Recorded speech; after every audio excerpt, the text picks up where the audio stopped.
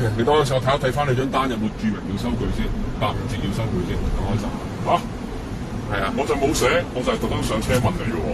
係啊，但係你要睇翻啊嘛，你明唔明啊？我就以為你有打，但你又冇打，你冇打到，所以要收翻正價個價錢。咁嘅你話得㗎嘛？我話得嘅意思係話你要正價，你可以睇翻平台我就係冇打，我先問你啫嘛。係啊，咁而家再需要收翻正價啦，係啦。而家需要收翻正價，你要收佢就俾翻正價，係啦。你真係咁嘅。下次唔好，你下次話正價啦，你唔好接85折啦。唔係啊，咁你85折，咁你要收嘅話，你就係上㗎嘛。我就係上車先問你㗎嘛。係啦，咁而家咪收翻你正價咯，個平台守則上面都寫得明㗎嘛，係咪啊？真係咁都得嘅你。係啊，326.9啊，我會俾翻收據你，你放心。係啊。都話咗話要收據。我知你要收據，但係你85折你要睇嗰單註明㗎嘛。我真係記住你個，我真係投訴你。你俾啊！冇問題，你俾個八達通 app。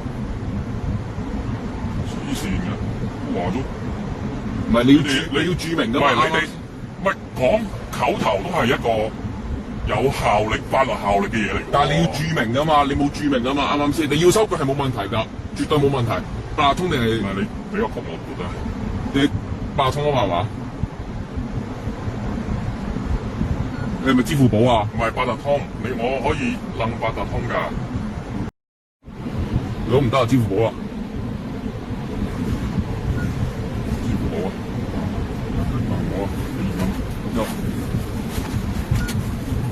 你個個都係咁。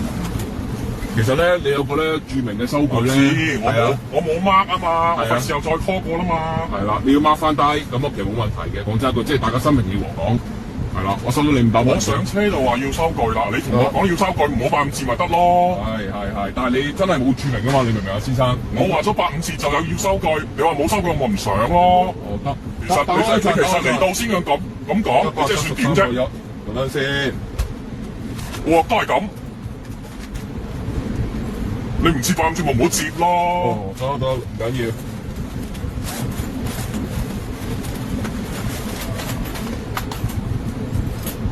你又唔講，你話85折冇收據咁咪得咯。啊，你等先，我找翻錢俾你先好唔好？你等我找翻錢俾你先好唔好？次次都係咁你哋。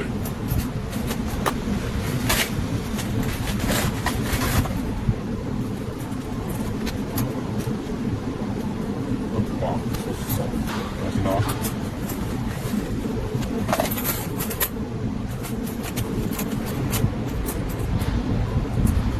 173.1呢度。1毫子仲有？唔要啊！